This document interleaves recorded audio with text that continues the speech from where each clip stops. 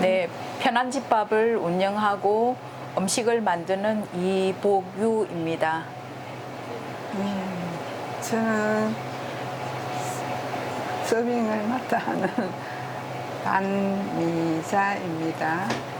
일단은 저희 아이들이 15세가 지날 때 제가 비건을 할 것인지 계속 이제 육식이나 채식이나 같이 섞어서 먹을 것인지 결정하라고 했어요.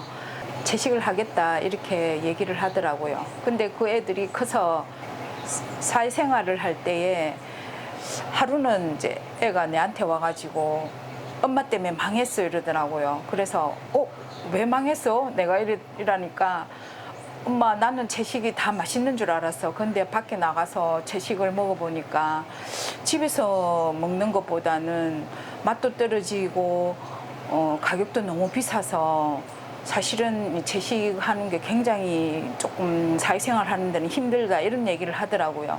그러면서 엄마가 한번 채식 식당을 해보는 거는 어때? 이제 이 얘기를 슬쩍 하더라고요. 특별한 식사가 아닌 집밥처럼 먹는 것으로 어떤 대중들한테 한번 어필을 해보자 하는 그런 마음으로 시작을 했죠. 처음에도 그렇고 비건인보다는 일반인들이 한번 와서 먹고 맛있다고 또 다른 사람 데리고 오고 그분들이 계속 일반인 분들을 많이 이렇게 모시고 오시더라고요. 그래서 지금도 그렇고 비건 하시는 분보다는 일반인들이 훨씬 더 많아요. 이제 채식은 건강식이다. 그런 느낌. 또 요즘은 친구들이 워낙 그 넷플릭스 같은 경우에 그 동물 사육에 대한 그런 다큐멘터리를 보고 비건을 해봐야지라고 이제 오는 친구들도 있고, 그러니까 했다가 안 했다가 하는 그런 친구들도 오기는 하고, 그리고 먹고 나면 속이 되게 편하다 이제 이래서 또 계속 오시는 분들도 있고 그래요.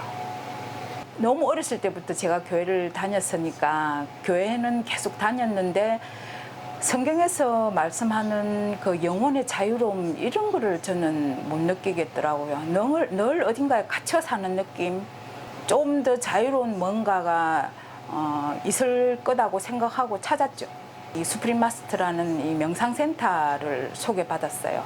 거기서 말하는 내용이나 책을 보면서 그래 내가 생각하는 바하고 이분이 말씀하시는 거하고 참 비슷하구나. 그럼 여기를 들어가 봐야 되겠다 하고 선택을 하려고 하니까 이제 그 단체에서 비건을 해야만 자기 단체에 들어올 수 있다고 그렇게 말씀하셔서 그래서 저는 비건을 시작했죠. 사실은 이제 명상을 하기 위해서 비건을 시작한 거죠. 저 역시도 클 때부터 뭐 시골에서 나서 자라다 보니까는 크게 뭐 부모님들께서 고기를 그렇게 많이 안 주셨어요. 그래서 그 뭐 나물이나 많이 먹고 이래 하다가 보니까 별로 고기는 생각이 안 났어요. 수프림 마스터 이 명상센터를 알게 됐습니다. 저도. 그래서 영혼에 대해서 좀 더 많은 걸 알고 싶고, 그래서 그렇게 하게 됐어요. 비건으로 바꾸고 여기서 이제 명상을 하면서 이제 비건 식사만 하기 시작했는데 몸이 아침에 너무 가벼운 거예요.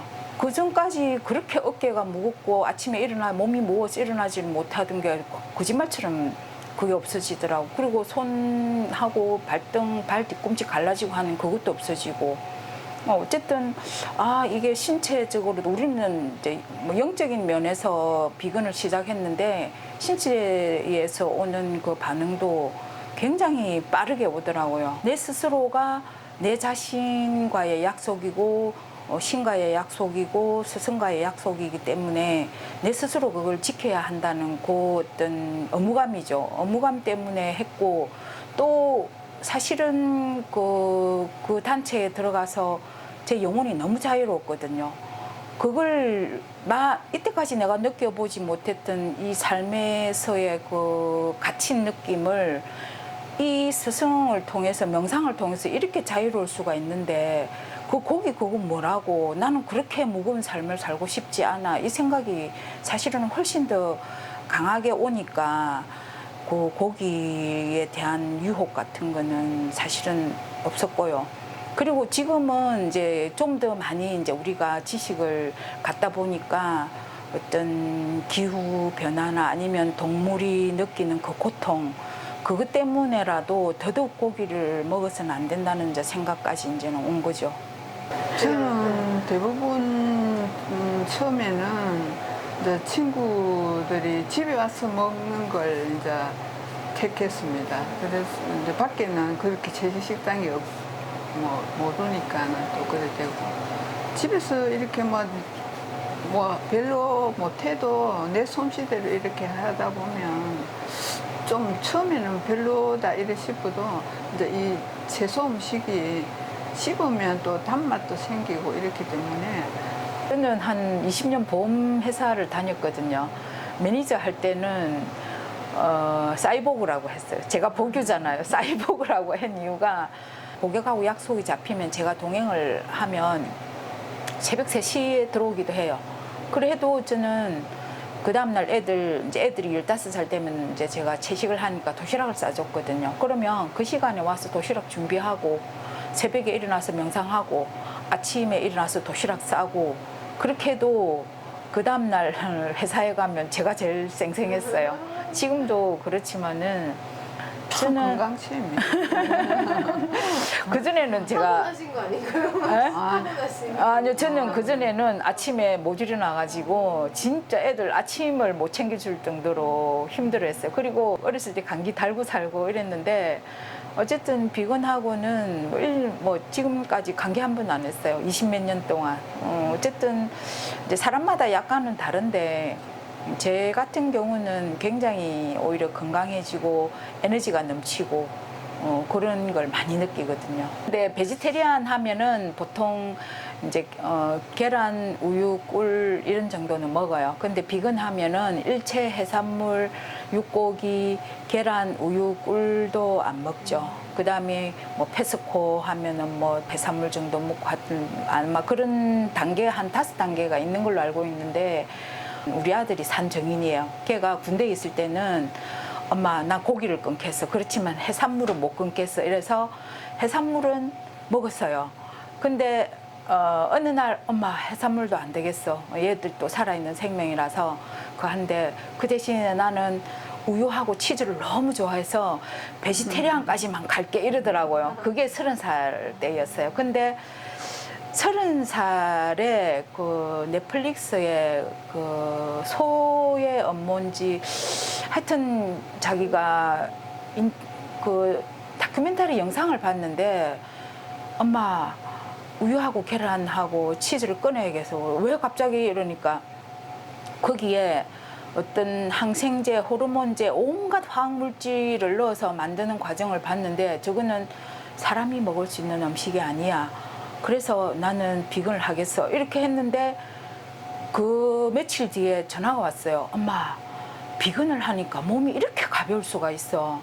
베지테리안만 해도 가볍다고 생각했는데 비건하고 베지테리안하고는 비교가 안 돼. 엄마, 다시는 누가 나한테 치즈하고 우유를 먹으라고 한다면 내 몸이 너무 무거워서 그런 음식을 이제는 더는 못 먹겠다고 얘기할 수 있겠다고 이렇게 얘기하더라고요. 그래서 사실은 채식을 하는 과정에서 비건만큼 우리 몸을 가볍게 해주고 하는 게 그 단계별로는 그게 맞다라는 생각을 이제 하게 됐죠.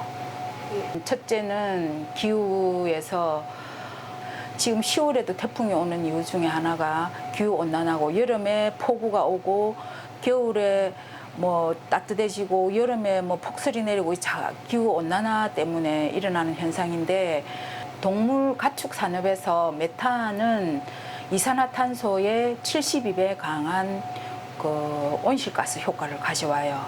아마존은 우리가 그 지구의 허파라고 하잖아요.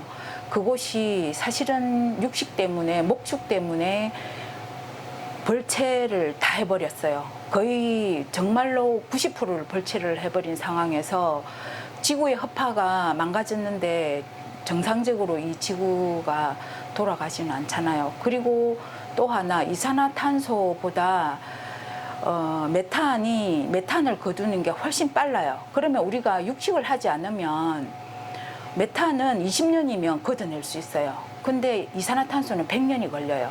그러면 지구 이 온실가스를 줄이는 가장 최적화된 방법, 그리고 가장 쉬운 방법은 육식에서 채식으로 바꾸는 거는 비용도 적게 들고, 그리고 그 72배 강한 온실가스를 바로 줄일 수가 있거든요. 그래서 사실은 비건을 해야 되고요. 그 다음에 두 번째는 동물 권리예요. 동물들을 거꾸로 매달아서 안 죽여요. 목을 따서 피가 계속 흐르게 하면서 걔들이 발버둥 치면서 몸에 있는 피를 다 쏟고 죽여요. 그런 동물도 사실은 하나의 권리를 가진 존재들인데 그렇게 죽이고, 그 다음에 키우는 과정에서도 사육장이 섰다 앉았다 할 수 있어요.